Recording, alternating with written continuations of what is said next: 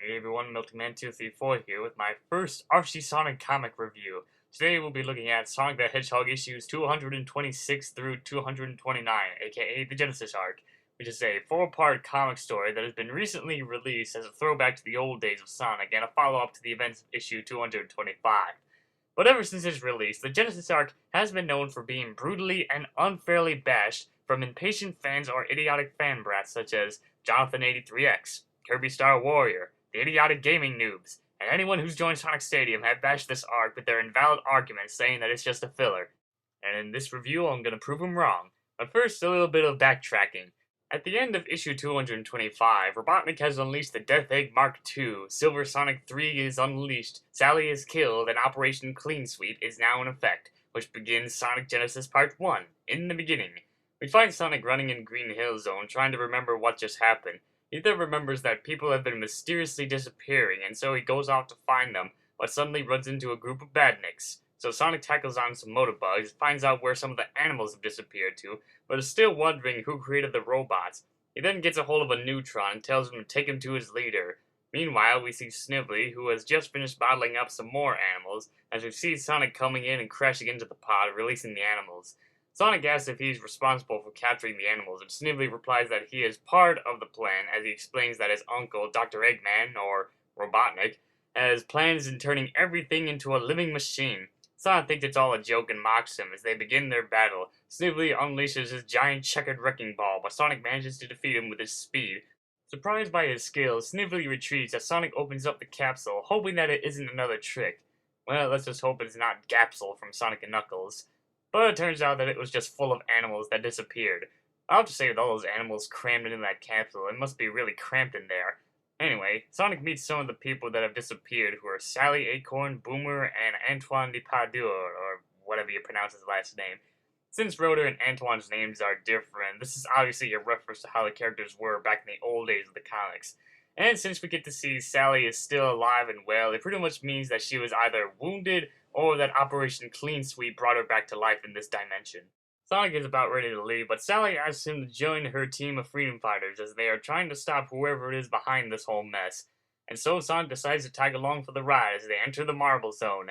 They are attacked by a badnik who Sonic calls a caterpillar. Sally asks Sonic if he already knew the creature, but Sonic replies that the name just popped into his head. But then Boomer comes in and smashes the machine. It's nice to see Boomer back in action. Ever since his severe back injury in issue 175, he was retired from freedom fighter activities, now being a member of the Council of Acorn. Although we did get to see him do some work in issue 215, and here he is again doing some more work. Just goes to show you that you can't keep a good freedom fighter down. So while Sonic and the others continue, Antoine decides to hide in a cave as he feels that he's interfering with the mission. But he picks a wrong place to hide in as the cave is full of bat brains. So Sonic goes off to save his hide as Sally thanks Antoine for letting them know the bat brains coming. If only she knew the real reason of the bat brains attack, then that would have been a different story. Sonic then notices that Boomer is tinkering with one of the destroyed Buzz Bombers, reprogramming it so that it could help them, but it needs an animal to make it work.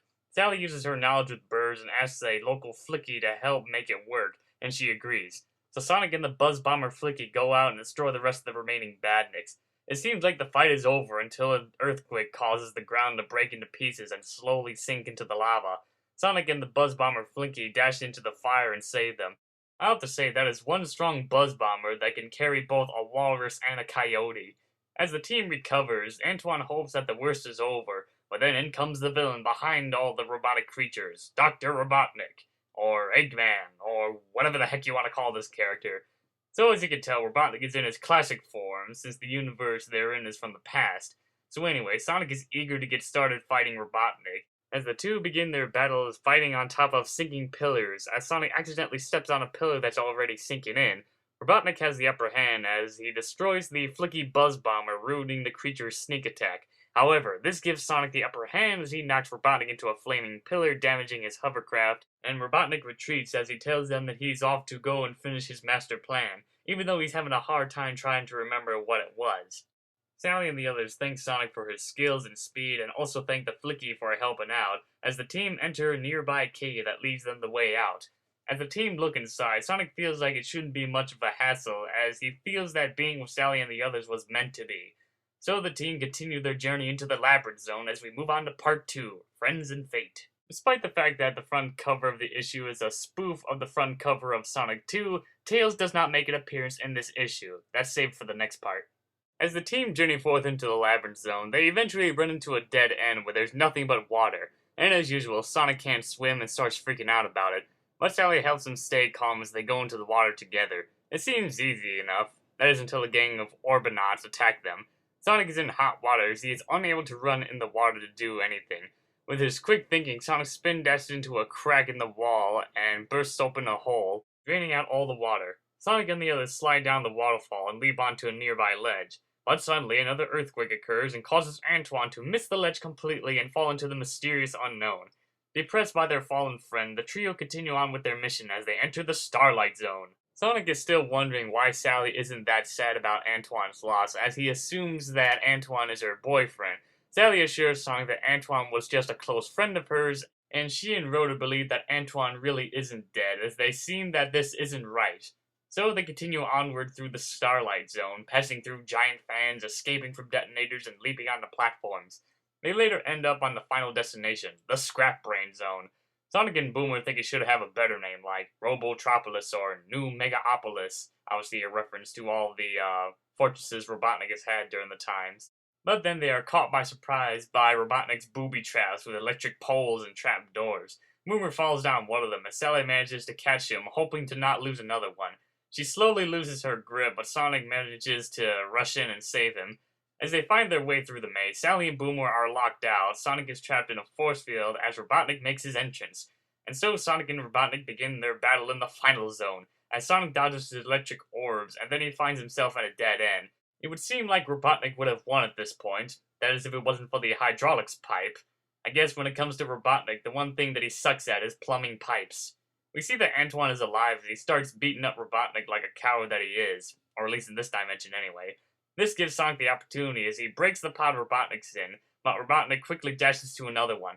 Luckily, Boomer and Sally escape as the team tries to lift the pod Robotnik is hiding in. We see Robotnik trying to sneak away, but Sonic and the others manage to notice him.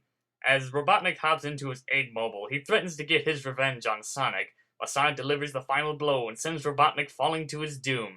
The team then celebrates the defeat of Robotnik, but their party dies off real fast as Sonic states that this isn't the last time they'll be seeing Robotnik. So as you can tell, Part 1 and 2 of the Genesis arc are combined into an adaptation of the first Sonic game. The artwork is real nice and it gives it that old school look to the characters.